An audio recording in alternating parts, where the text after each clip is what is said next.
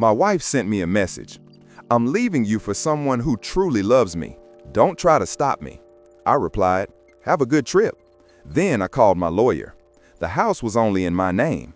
24 hours later, her true love discovered that instead of wedding plans, she came with foreclosure notices. The message arrived at 2:47 p.m. on a Thursday, while I was reviewing quarterly reports at my desk. The sound of the notification made me look at my phone, thinking it was a grocery list or dinner plans. But what appeared on the screen changed everything. I'm leaving you for someone who truly loves me. Don't try to stop me. I stared at the screen for about 10 seconds, not because I was devastated or in shock, but because I was genuinely impressed by her audacity. After 12 years of marriage, this was how she chose to end everything, a text message worthy of a teen drama. My first instinct wasn't to call, nor to rush home, nor to ask for explanations. In fact, I almost smiled. The woman who could never decide what to order at a restaurant had just made the biggest decision of her life via text. The irony was perfect. I replied with 2 words, have a good trip. Then I put down my phone and returned to the reports. But of course, my mind was no longer on the numbers. I was calculating something completely different. You see, my wife always thought I was the weak one in the relationship. The guy who did the dishes without being asked, who remembered anniversaries, who apologized first even when he wasn't at fault. She mistook kindness for weakness, patience for stupidity. That was her first mistake. Her second was thinking I would fall apart without her. I finished the workday as if nothing had happened. I answered emails, I attended a meeting, I even had coffee with a colleague who happened to mention that his divorce lawyer was excellent. Funny how conversations take interesting turns when you're actually paying attention. At 6 p.m., I was sitting in my car in the office parking lot with my phone in hand, but I didn't call her. I called someone far more important. Peterson & Associates, good afternoon. I need to speak to someone about filing for divorce today. The receptionist must have sensed the firmness in my voice because she didn't ask questions. She scheduled an emergency consultation for 7:30 p.m., which she called perfect synchronization. On the way home, I thought about the house. Our house technically, but legally it was another story. When we bought it 8 years ago, my credit was impeccable, my income stable. Hers, let's just say the bank didn't even want to consider it. So the mortgage, the deed, all the important documents were only in my name. At the time, she said it didn't matter because we were married, partners, what's mine is yours, and all that romantic talk. I accepted it because I loved and trusted her, but I never changed the papers. Honestly, because I forgot. Sometimes forgetfulness is the best form of preparation. The house was silent when I walked in. Her car was already gone, which meant she was probably at New Love's place, celebrating her grand escape. I poured a glass of whiskey and sat in my favorite armchair, the one she said threw the living room off balance.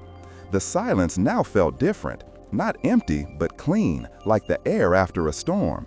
My phone vibrated with messages from her friends, the same ones who probably knew everything before me.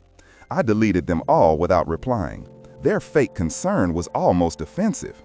At 7:25, I was sitting opposite David Peterson, one of the most ruthless divorce lawyers in the city. Exactly what I expected. Impeccable suit, sharp eyes, and a smile that seemed to say someone was about to be financially dismantled. So, he said, reading my notes, she ended it via text. The house is only in your name, and you want to act fast. Not fast, I replied decisively. I want to act now. That's music to my ears, he said, grinning. For an hour, Peterson outlined a plan that was as legally sound as it was poetically just. Emergency divorce filing, asset protection, and something he called swift justice for the emotionally responsible. The man was an artist. One last question, he said as we wrapped up. The chance of her trying to come back and fight this? I thought about the woman who apologized even when the waiter messed up the order. She made her choice, I replied, and she announced it as if she was proud. Let's see how proud she feels when she realizes the actual cost of that decision. Peterson's smile widened, almost predatory. This is going to be fun. Leaving his office, I felt something I hadn't felt in years, total control. Not that illusion of control over small things, but the real kind, the one that comes from having better information, better preparation, and better instincts than everyone around you. My wife thought she was writing the ending of our marriage. What she didn't realize is that she just handed me the pen. The next morning, I woke up with a clarity that only comes after you've made a life-altering decision. I woke up at 5:30 in the morning, not because the alarm clock forced me, but because my mind was already 3 steps ahead of the day. Coffee tasted better, the morning news seemed less depressing. Even my reflection in the mirror looked different, more focused, more alive. By 6 a.m., I was already implementing the first phase of what Peterson called strategic preparation. First stop, the bank. The joint account we had maintained for 12 years was about to become significantly less joint. The manager, a woman in her 50s who had handled our account since the beginning, looked confused when I asked to transfer all the money to my personal account. "Is everything all right, sir? Is your wife joining us?" My wife is pursuing new interests. I, on the other hand, am pursuing financial security. She didn't ask any more questions. Smart woman. Next came the credit cards, the same ones she had used the day before to celebrate her new freedom at some expensive downtown restaurant. I knew because she had posted on Instagram, champagne glass raised, as if she had won the lottery. The location was tagged, the man's face partially visible in the background. She was so proud of the secret she couldn't help but show off. Canceling her cards took exactly 4 phone calls. Each attendant offered condolences when I explained the situation. Apparently, spousal abandonment via text message is a case they recognize. By 9 a.m., I was back at work, but work felt different now. Conversations with colleagues carried a different weight. When the manager mentioned budget cuts and restructuring, I listened differently. When the HR director walked by talking about employee retention strategies, I paid attention. During lunch, I did a little reconnaissance. Her Instagram was practically a masterclass in poor decisions. Photos of dinner from the night before, breakfast in bed, clearly at his apartment, and a selfie captioned, "Finally living my authentic life." The comments were fascinating. Her friends sending hearts and "you deserve to be happy" messages. His friends asking, "Who's the new girl?" Her family members looked confused, clearly caught off guard. But the best comment came from his ex-wife. Good luck with that one. I took screenshots of everything. Peterson had said that social media evidence is useful, especially when it shows a pattern of irresponsible and impulsive behavior. Around 2 p.m., my phone started vibrating. Messages from her, each one more desperate than the last. "We need to talk. You're being childish. This affects both of us. Answer the phone." I only replied once. All communication must be conducted through my attorney, David Peterson of Peterson & Associates. He is awaiting your contact. The silence that followed was golden. At 4 p.m., Peterson called me with news. She reached out. She wants to discuss reasonable settlements. Seems like she's running into some financial difficulties. What kind of difficulties? I asked. The kind that happen when all the cards are canceled and the bank account is zeroed out. Imagine that, he chuckled. There's more, he continued. I looked into the new boyfriend. Divorced a year ago, pays hefty alimony, and is 3 months behind on rent. Your wife really knows how to pick them. The pieces were fitting together faster than I expected. Her great true love was a walking financial disaster, and she had just hitched herself to a sinking ship. That night, I changed all the passwords, emails, streaming services, online banking, even the Wi-Fi. Every alteration was like removing a chain I didn't even know I was carrying. The house also felt different, not empty, but spacious. I ordered a pizza from that place she hated. I watched the game with the volume up loud. I left dishes in the sink, and no one complained. Small freedoms that added up became something much bigger. Around 10 p.m., I heard her car in the garage. She still had a key, of course, but she would soon discover that a key was the least of her problems. I heard the door open, her heels clicking on the hardwood floor, and her voice calling my name with a fake sweetness that fooled no one. She found me in the living room reading a book in my favorite armchair. "We need to talk," she said, standing in the doorway as if she still owned the house. I slowly raised my eyes from the book and observed her. Designer clothes she couldn't afford, jewelry likely a gift from him, heavy makeup, almost like war paint. She looked like an actress miscast in the role of her own life. "About what?" I asked. "About us? About being an adult and dealing with this maturely?" I calmly closed the book and set it on the table. "You mean about how you abandoned the marriage via text and are now facing the consequences?" Her confidence wavered. "You canceled my cards. You took the money from our account. I protected my assets from someone who announced they were no longer a part of my life." "That's not how marriage works," she shot back. I stood up slowly, deliberately. "You're absolutely right," I replied. "Marriage requires commitment, communication, and mutual respect. You delivered none of those. So we are no longer operating under the rules of marriage." She opened her mouth to respond and then closed it again. For the first time in 12 years, she was speechless. "Here's what's going to happen," I continued. "You made your choice. Now you're going to have to live with it." The expression on her face was worth 12 years of putting up with her nonsense. Saturday morning, the sound of the moving truck in my driveway was the most satisfying thing I'd heard in a long time. She was actually going through with it, packing things up as if it were some grand romantic gesture and not the impulsive decision of someone completely disconnected from reality. I watched from the kitchen window as she directed the two movers, full of false authority. The new boyfriend was nearby, restless, with the nervous energy of someone just starting to realize what he had gotten himself into. He kept checking his phone and casting glances at the neighbors, who, by the way, were loving the free show. Around noon, she knocked on the door. She didn't use her key this time. That small detail told me everything I needed to know about how her perspective had already shifted. "I'm taking the bedroom set," she announced as soon as I opened the door. "No, you're not. That was a wedding gift from my mother." "Your mother gave us money, and we bought those with my money."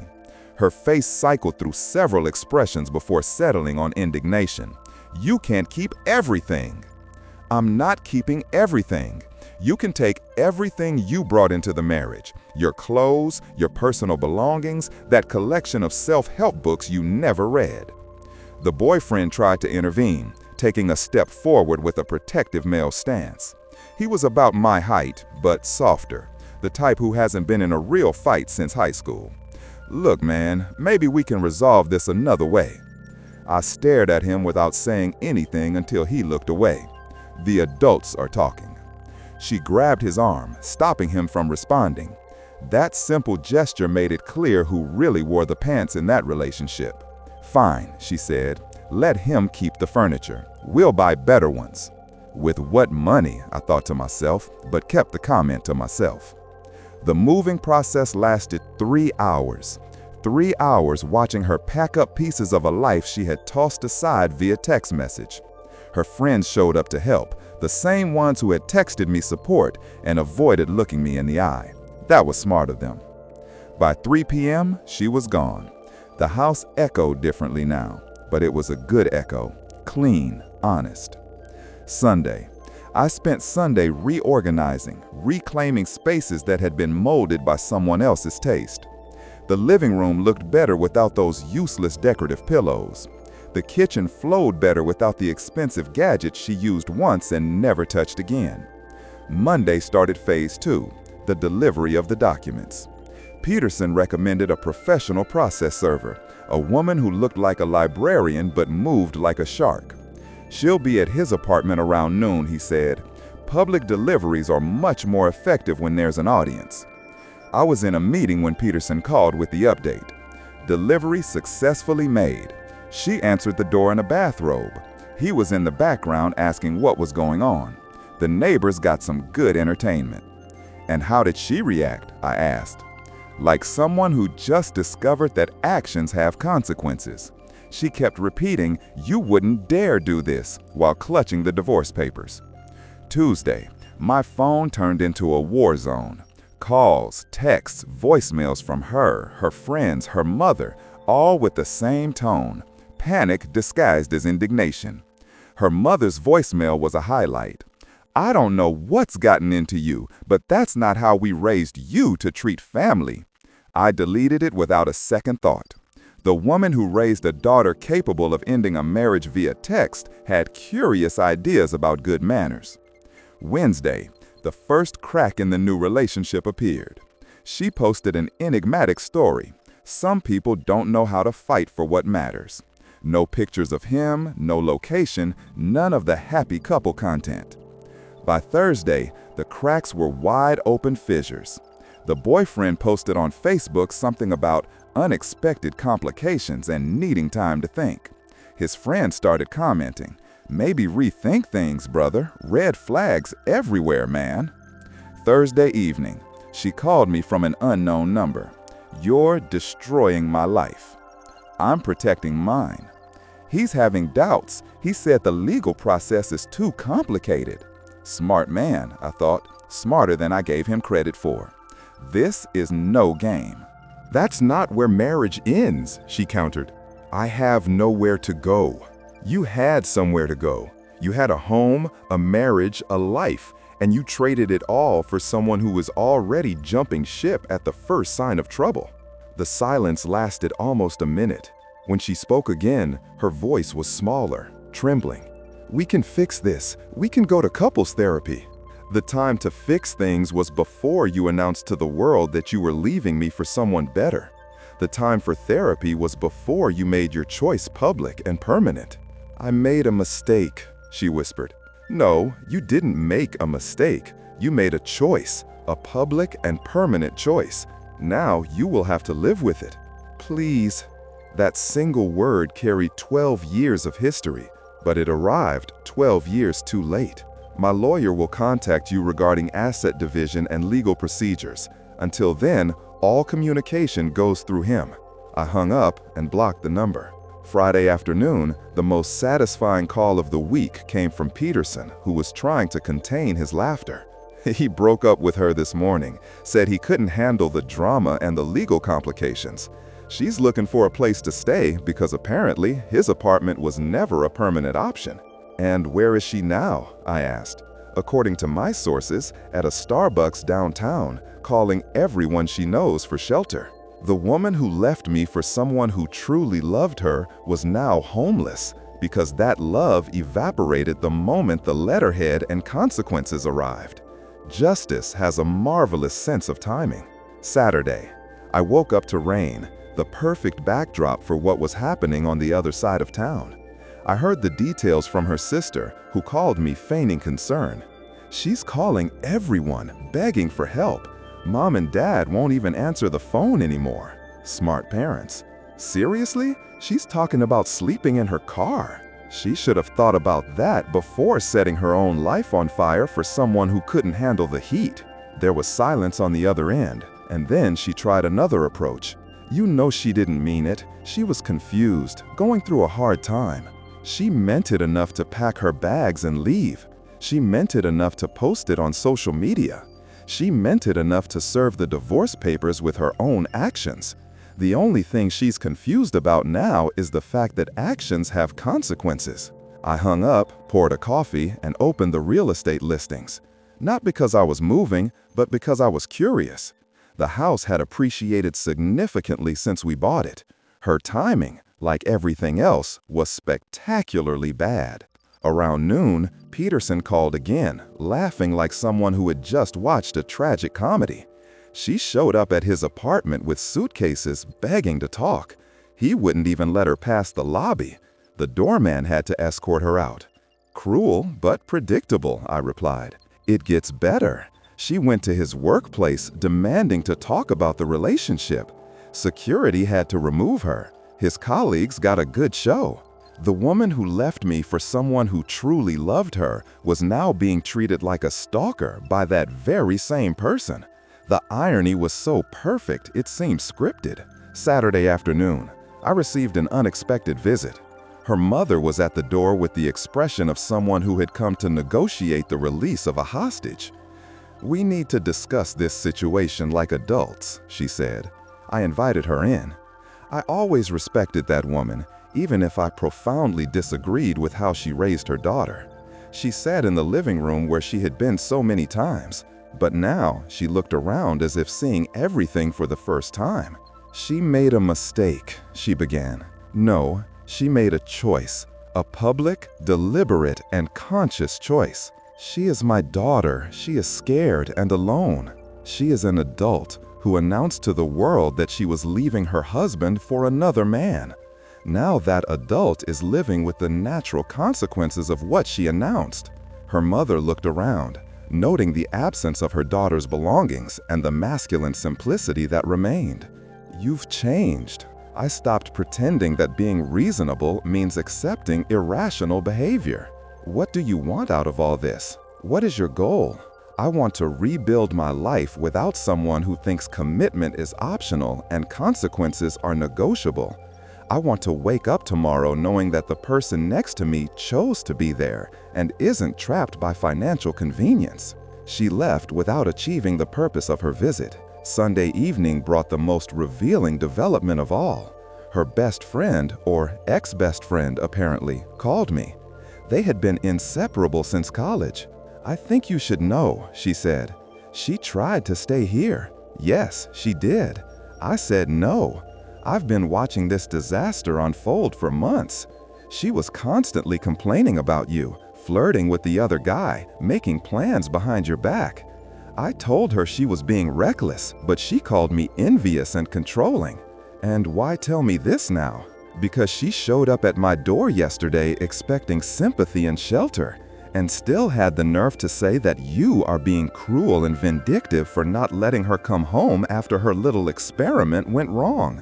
The audacity was simply staggering. She viewed her own extramarital affair and abandonment as an experiment and expected me to wait with open arms for the outcome. "She's burning bridges faster than she can build them," the friend continued. "Everyone is tired of the drama. She's unbearable to live with." Monday, the news got even better. Her financial situation had descended from comedy to genuine tragedy. Peterson's investigator did impeccable work. She maxed out her credit card limit trying to maintain her lifestyle while staying in hotels, Peterson said. The card company cut her limit yesterday. She tried 3 different loans and was denied them all. "What about work?" I asked. "She quit 2 weeks ago, said she was pursuing new opportunities and wouldn't need the job anymore.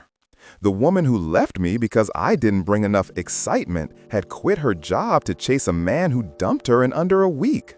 Her strategic skills were impressively awful." Tuesday afternoon, I received a text from an unknown number. "Can we meet somewhere neutral to talk?" I showed Peterson. He laughed out loud. "Neutral territory? What does she think this is, a peace negotiation?" "In her head, probably." "And your answer?" "None. She made her position clear when she sent that first message. I don't negotiate with someone who has already declared war." Wednesday brought confirmation that her support network had completely collapsed. A mutual friend called to warn me. She was kicked out of the place she was staying after only 2 days.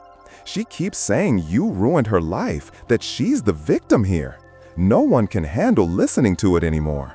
"Where is she now?" I asked. "As far as I know, she's looking for a cheap motel with a weekly rate." The woman who left me for a better life was now jobless, broke, and friendless, living precariously, checking weekly motel prices. Her grand romantic turning point had transformed a comfortable middle-class wife into someone struggling to afford daily lodging. Thursday night, I was reviewing the divorce papers when the doorbell rang. Through the peephole, I saw her there, but she wasn't the same person. She looked smaller, worn down, desperate. I opened the door but did not invite her in. "I know I ruined everything," she said.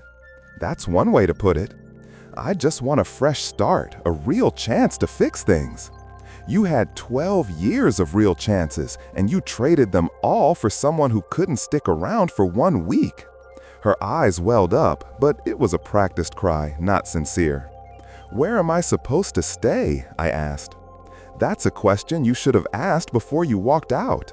I closed the door and returned to the papers. From the outside, I heard her crying, but it sounded more like lamentation for a lost life than regret for what she had done. The sound faded until it disappeared. Through the window, I saw her get into an old sedan I didn't recognize, probably borrowed or rented. She stayed there for almost an hour, staring at the house she abandoned, the life she threw away, the man she underestimated. Finally, she started the car and drove off toward the rest of the future she chose. Friday morning, the autumn air was crisp, the kind that signals new beginnings. I was having my first peaceful breakfast in weeks when Peterson called with news that perfectly summarized the season. She filed a counter-petition. She's claiming emotional distress, abandonment, and wants half of everything. Based on what? I asked. According to her, your sudden coldness and financial manipulation forced her to seek comfort in another man. Her lawyer is trying to paint you as the villain who pushed her into infidelity. I almost laughed. So she's claiming I abandoned her after she literally texted me saying she was leaving me?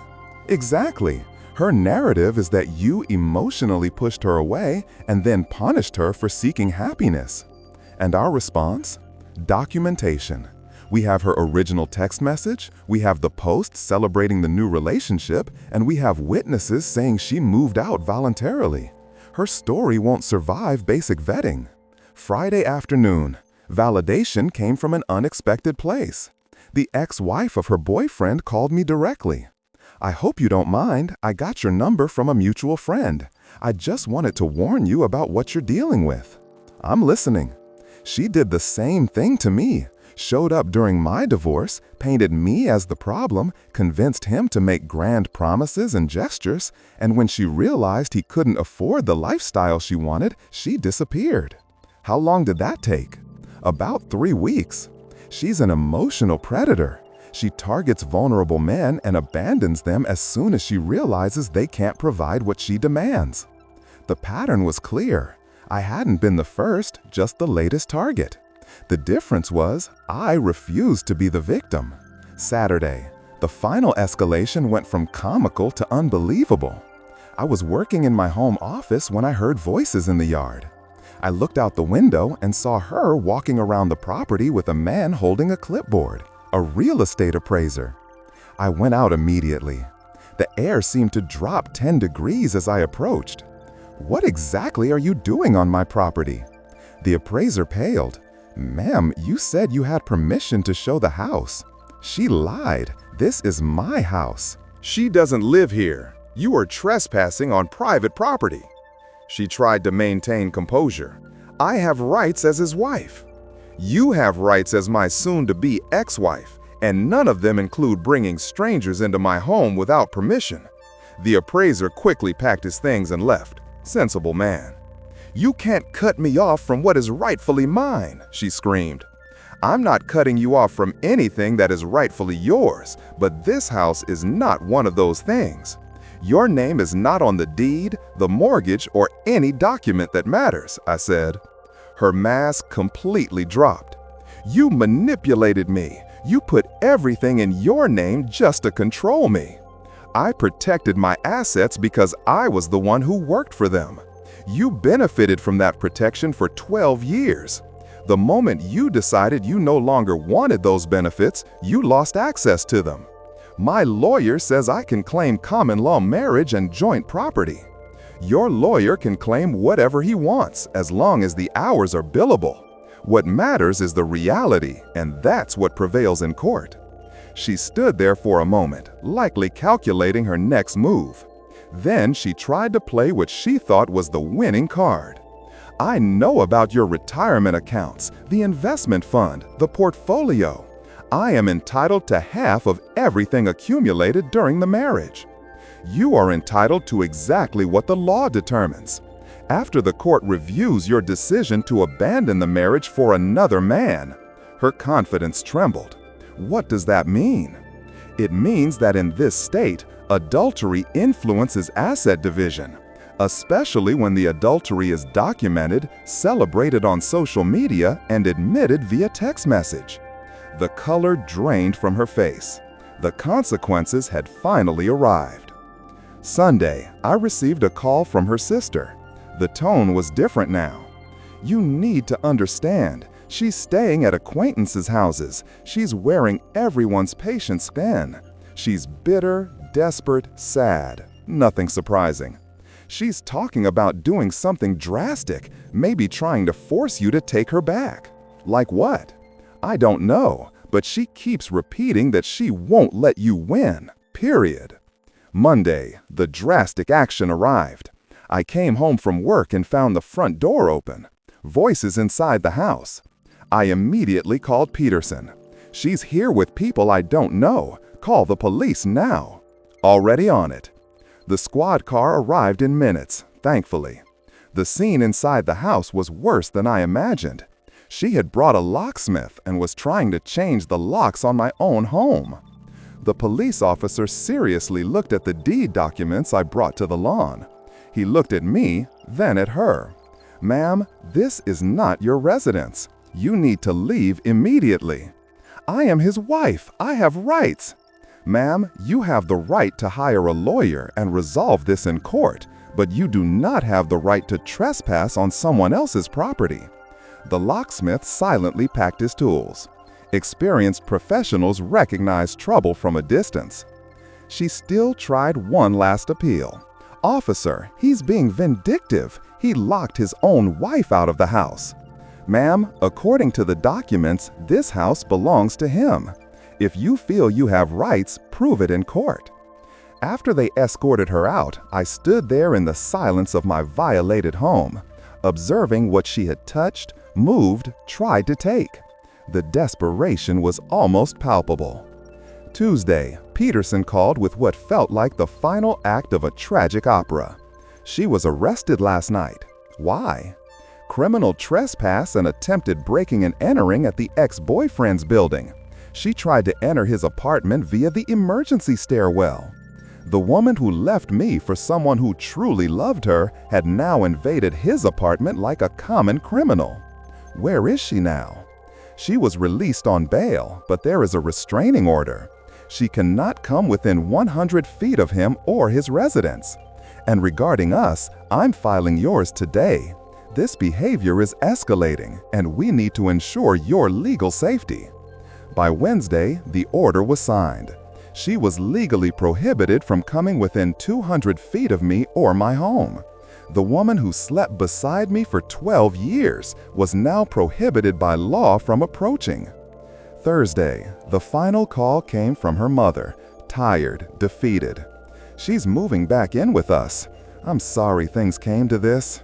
"No, you're not, but honestly, I don't blame you anymore. I've seen what she did, how she acted, the choices she made. This isn't the daughter you raised. People change. She didn't change. She just revealed who she always was when she thought she found something better. You're just refusing to keep pretending otherwise." I hung up and stood there in my quiet house, surrounded by the peace that ironically she gave me. Her attempts to undo her choices only proved how right my decisions were. She wanted excitement, adventure, a man who would fight for her. She found one who knew exactly what she was worth and treated her accordingly. The difference between us was simple. She saw marriage as a safety net, something she could abandon when something better came along. I saw it as a foundation, something worth protecting. Now she was learning the difference between the two. A safety net catches you when you fall. A foundation prevents you from falling. She chose to jump, and I chose not to catch her. 3 months later, the divorce was finalized on a Tuesday that felt just like any other, exactly as I wanted. No drama, no last-minute appeals, just signatures on paper, formalizing what started with a simple text message. Peterson called me with the final numbers.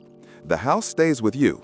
The retirement accounts remain intact, and she receives exactly what she brought into the marriage plus personal belongings, which totals about $3,000 and a used Honda Civic. The woman who demanded half of everything ended up with less than many people spend on a long weekend vacation. But ultimately, she herself made it clear what her priorities were when she chose emotion over stability. That afternoon, I drove past her parents' house. The old Civic was in the driveway next to her father's pickup truck. Small, tired, defeated.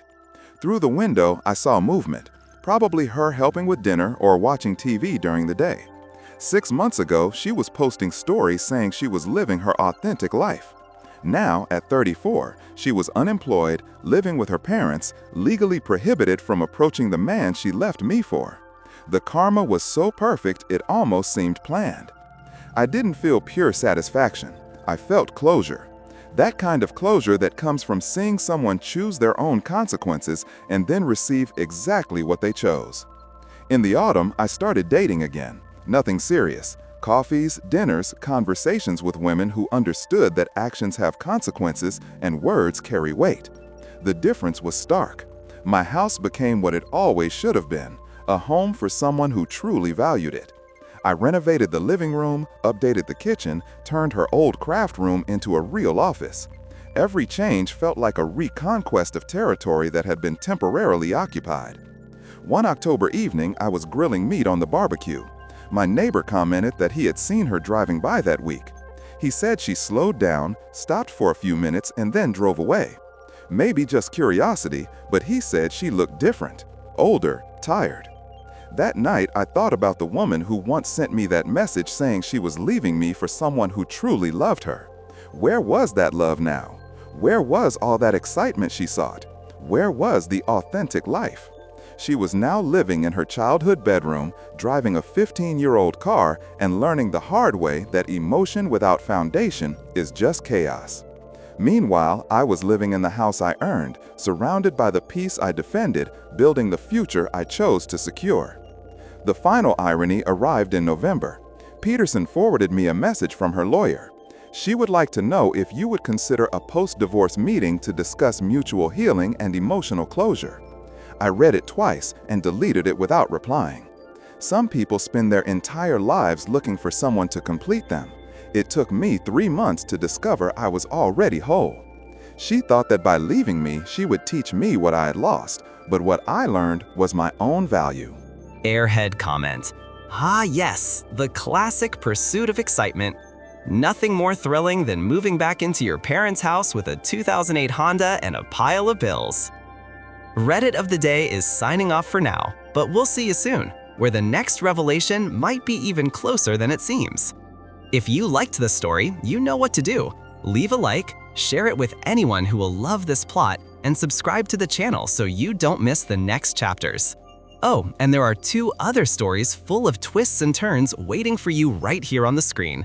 See you next time!